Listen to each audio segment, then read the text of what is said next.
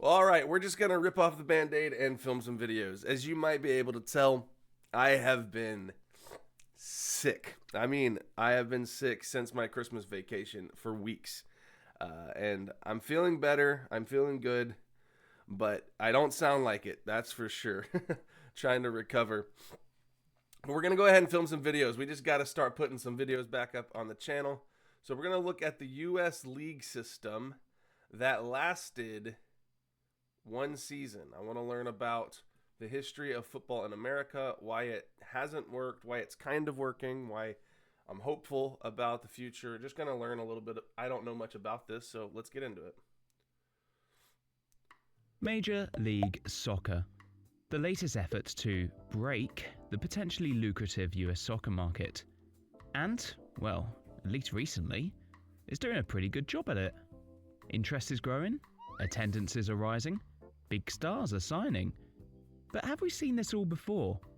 I do wonder how much the interest is actually growing about our domestic leagues. I'm seeing lots of football fans propping up, and like, that's true. The sport is growing at a rapid rate here. I don't know that there's a lot of interest in Major League Soccer, though. I think there's a lot of interest in the Premier League, La Liga. There's lots of interest in other countries' leagues. I mean, point in case. I'm a FC Dallas fan, but I know way more about Tottenham than I do about FC Dallas. I know way more about Spurs than I do about FC Dallas because I follow the Premier League more than I follow Major League Soccer. So I'm one of the bad ones. It's far from the first attempt to bring men's football into the American mainstream. There's been multiple endeavours over the past century to try and bring the beautiful game to the American shores. And most, at times, when it seemed like the US market was right there for the taking, only for them to all collapse under their own weight and fade away into distant memory, like a fart in the wind. It's the events of 1966 and 1967 that perhaps most epitomises the life cycle of football in the United States. All the ingredients were there: a big, fat, juicy, attentive market, a slice of prime US investment, only for it to be served with some out-of-date salad in a Tesco value bun. Before we go into that though, we need to go way back for some context. Contrary to popular belief, football/soccer was actually popular in the United States in the early 20th century, and the origins of the game date back as far as the 1860s. The beautiful game was initially popular in cities with a sizable immigrant population, where the game began to grow most quickly, with organised regional leagues popping up around the country, such as the Bristol County League in 1886, the St. Louis League also in 1886, and the National Association Football League in 1895, which was national only in name, as the vast majority of teams were either from New York or New Jersey. Regional. There was an attempt to form a truly national professional league in 1894, when owners of the National League of Professional Baseball Clubs formed the American League of Professional Football. However, that lasted just 17 days. Can we have our home runs back, please? Hey, by the way, you talk about scoring a lot in American sports. There ain't a lot of home runs in baseball, so why is the lack of goals in... Okay, let's not get into that. First proper go at a professional league in the country was attempted in 1921. At the time, many of the teams from the aforementioned National Association Football League were getting a little miffed at the amateur nature of the division, as well as the name. So, with encouragement from the United States Football Association, they merged with the Southern New England Soccer League to form the American Soccer League. Things were going pretty well for the American Soccer League. At its peak, attendances rivaled that of the NFL. Really? And the quality of football on display, as well as high player salaries, attracted a lot of professionals from overseas, particularly the UK. However, this sucking up of footballing talent started to off FIFA, particularly as some of the clubs in the ASL were signing foreign players while ignoring their FIFA. FIFA is... Oh, FIFA. pre-existing contracts to European sides. This led to FIFA threatening to sanction the USFA, which led to something called the Soccer Wars, which we'll no doubt cover in another episode. Sprinkle in a little bit of the Great Depression, and long story short, football in the United States completely imploded on itself. The ASL collapsed in 1933, leaving US soccer a desolate land of minor leagues and constant ridicule from other countries. Football/soccer would lie dormant in the United States for a number of decades, until it was woken by an unlikely source. In the summer of 1966, a little-known tournament was taking place across the pond in England. The World Cup, as it was known, was broadcast to televisions across the United Good job, England. When's it going to come back home is what I want to know. States, presumably because they needed something to break up the same 10-episode reruns of Batman and the Jetsons. Despite this Football World Cup having little to no marketing, it stunned television boffins across the country by being largely popular with audiences. The growing feeling that soccer may be an untapped market in the US of A was compounded following the success of the subsequent World Cup documentary, Goal, in the country. Super-rich investors sensed a sporting gold rush and hastily prepared plans to capitalize on the sport's burgeoning popularity in the United States. 3 contenders quickly emerged, with the hopes of forming a truly national top-flight professional league. The first was the National American Professional Soccer League, led by baseball investor Bill Cox and businessman Robert Herman. The second group, the National Soccer League, was fronted by Richard Millen, and the third and final group, known confusingly as the North American Soccer League, led by serial sports franchisor Jack Kent. I've heard about the NASL. This is the one that Pele played in, if I'm remembering this correctly. I think this was the most successful. We'll see. Kent Cook. Each of the candidates presented their plans to the United States Football Association, which, also confusingly, had been renamed to the United States Soccer Football Association in 1945. The USSFA, which remarkably at the time consisted of just 2 members of staff, would have no doubt been overwhelmed with the amount of attention that they were suddenly receiving. The tiny association had the mammoth responsibility of deciding what the future of US soccer would be. You see, being sanctioned by the USSFA would not only bring credibility from FIFA, but also allow the league to operate within the global transfer system in the quote-unquote proper manner, something that was still a little bit sensitive given what happened 40 years earlier. Jeez. The USSFA and FIFA knew that 3 sanctioned football leagues launching would destroy any chance that soccer had in the United States. So their initial solution was to ask the 3 prospective leagues to merge into one mega league. However, the reply they got from each of the delegates was a big fat no. So, suddenly realizing that they were dealing with businessmen, decided to talk in terms that they'd understand. In exchange for certification, the USSFA demanded 10% of any television deals, 4% of ticket sales, as well as a flat $25,000 franchise fee from each of the sanctioned league's clubs. Cox, Herman and Millen almost fell off their metaphorical chairs at the figures thrown at them and refused to pay the extortionate fees put forward by the USSFA. But the NASL Jack Kent Cook and his North American Soccer League saw the space open up for a tap-in and agreed to the USSFA's demands, and so, on the 19th of November 1966, the NASL was... So that's why I've heard of the NASL. Not because they were chosen as the preferred league, but because they were willing to pay the federation fees. Wow, that's interesting. Sanctioned as the Premier League of American soccer. To avoid any naming confusion with the other failed bids, the NASL was renamed to the United Soccer Association, which, again annoyingly USA. For the sake of this video, has the acronym USA.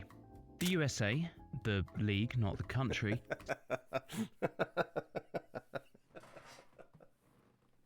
We do things so weird here, man. Oh, man. America. It's so funny because this guy has to say, he has to do the football/soccer every time he speaks. Now he's going to have to say USA, the league, not the country. That is hilarious. Set about getting to business. The original plan was to launch their new football league in the spring of 1968, which would give them time to do all the boring admin-y bits of forming a league, such as finding sponsors, getting TV deals in place, agreeing on corner flag designs, that kind of stuff. But it wasn't going to be that easy. The NAPSL and NSL weren't dead yet. Shortly after the USA announcement, the 2 rejected leagues got their together, decided that they could play along nicely after all, and merged to form the National Professional Soccer League, or NPSL. Much to everyone's surprise, the NPSL announced that they plan to launch the league the following year, Wow. in 1967, and, even more surprisingly, had signed a 2-year television deal with CBS. The USSFA and FIFA were stunned. They'd been completely blindsided by the Renegade Division and quickly moved to declare the NPSL as an outlaw league. However, the train had already left the station. NPSL was already assembling a 10-team league, throwing money at stadium owners, coaches and players alike in order to get everything ready for kickoff the following spring. The United Soccer Association knew that the tide was turning. Despite being sanctioned, its owners felt that to let the NPSL have a solo run as a division in 1967 would allow it to capture the US soccer market unchallenged. Its organisers scrambled and soon announced that they too would be launching their league in 1967 in an attempt to keep pace with the NPSL.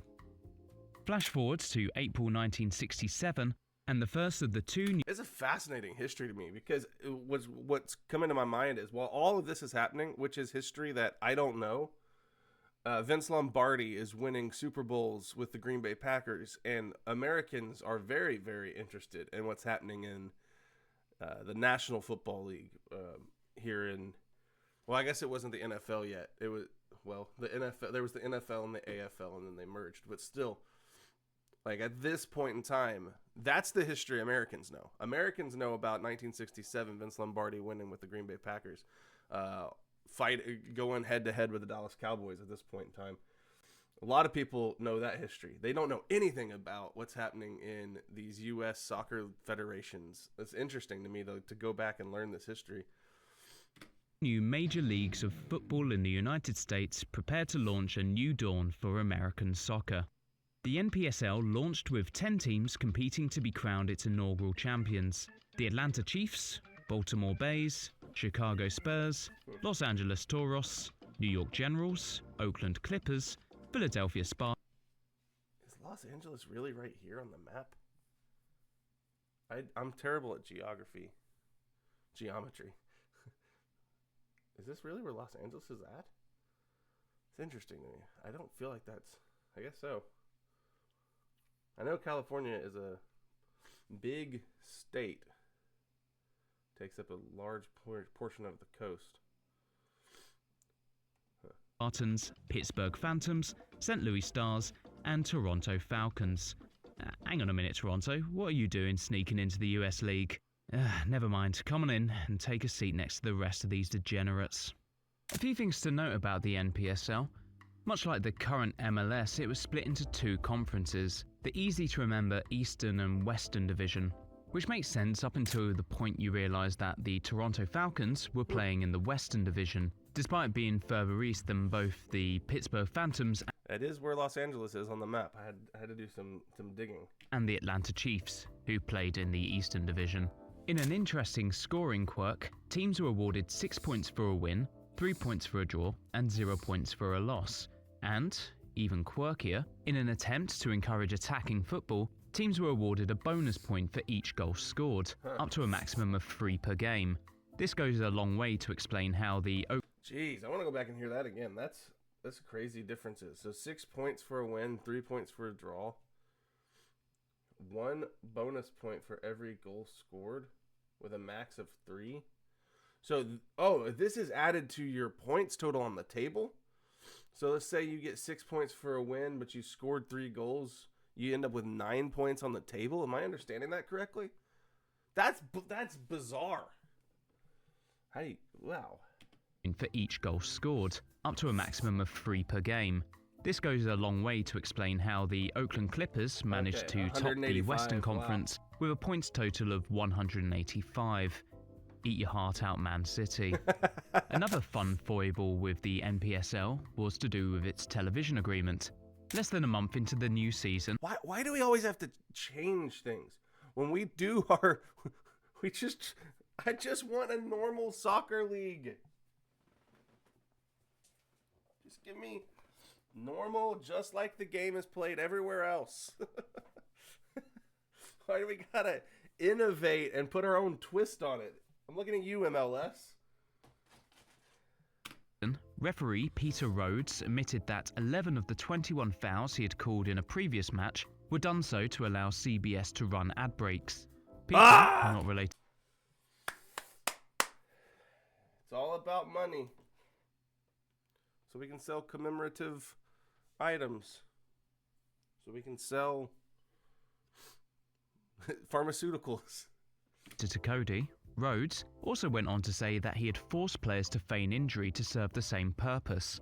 This makes the NPSL the only league in football history where simulation was actively encouraged by officials. A month later, in May 1967, the second new soccer league would kick off. The United Soccer Association made less drastic changes to footballing traditions, however that's not to say it wasn't without its own quirks. Realising that they wouldn't have enough time to create teams from scratch like the NPSL, the USA came up with the novel idea of borrowing teams from other countries, selling the league as a kind of pre-season competition to them.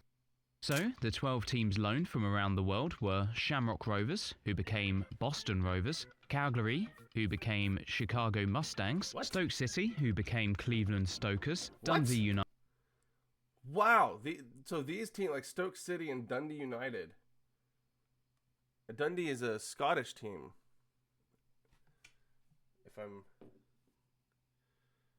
Yeah. So Dundee United became... who became Dallas Tornado. Wow. So Dallas did... Okay, Dundee United. Let me look up Dundee United right now. I guess I'm going to have to be a little bit of a Dundee United fan because they were also the Dallas Tornado. Dundee United, third in the Scottish Premiership right now. Dallas Tornado from 1960. Okay. Franchise was one of the original clubs that played in the United Soccer Association, one of the two precursors to the NASL. Wow. The team that played as the Dallas Tornado were Dundee United. That's a weird connection to the Scottish League, but I'm gonna... Wow. Okay, I'm sorry to Kieran and some of my other subscribers, my channel members and whatnot. Big, they're big Celtic fans.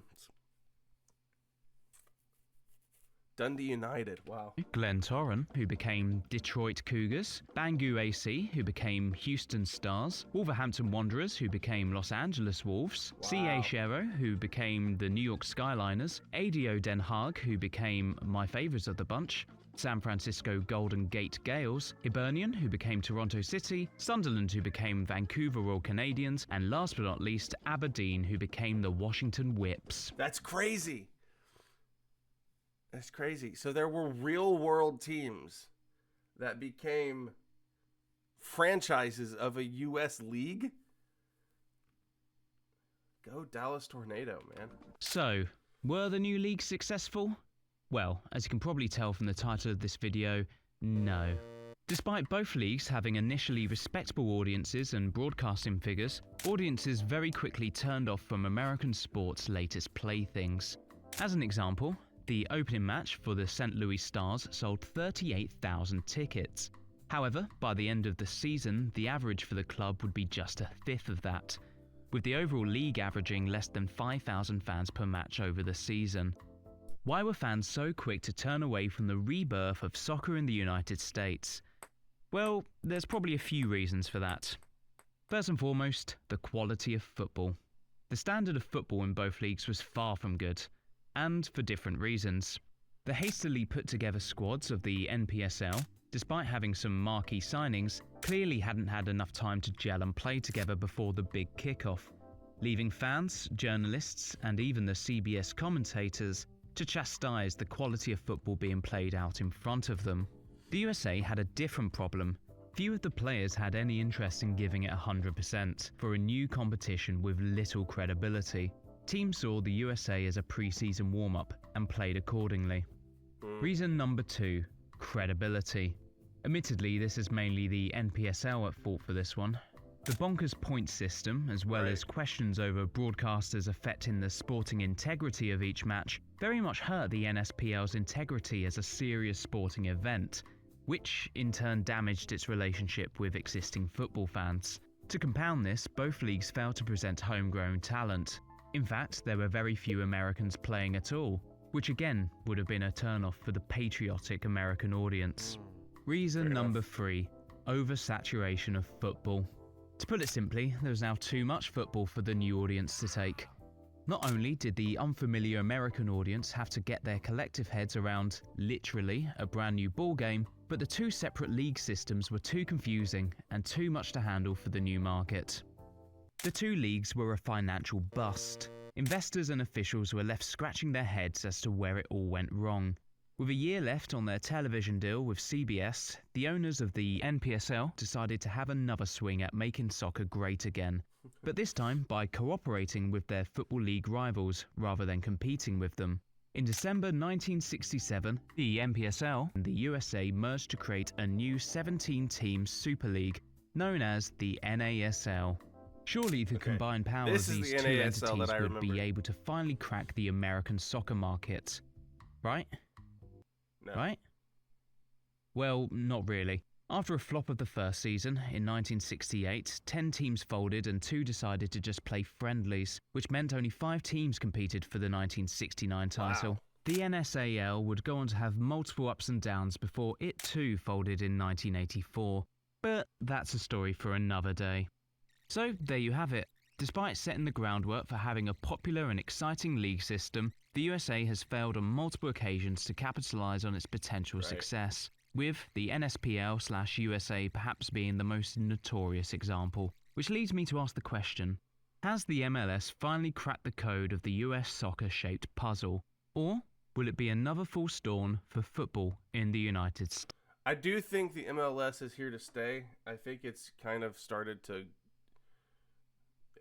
solidify itself, but it'll be definitely the most successful league that we've done. But it still frustrates me because I feel like what's happening in the United States is a lot of people are becoming fans of the sport, but they're just like me. They're just becoming fans of overseas leagues because the quality of the game here is just not up to speed.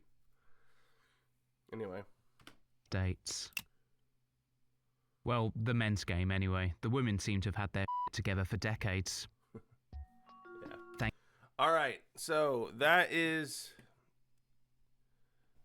our reaction video. I'm going to get out of here and take some more cough medicine. Hope you guys enjoyed the video. If you did, smash like on the video, and I'll see you guys in the next one.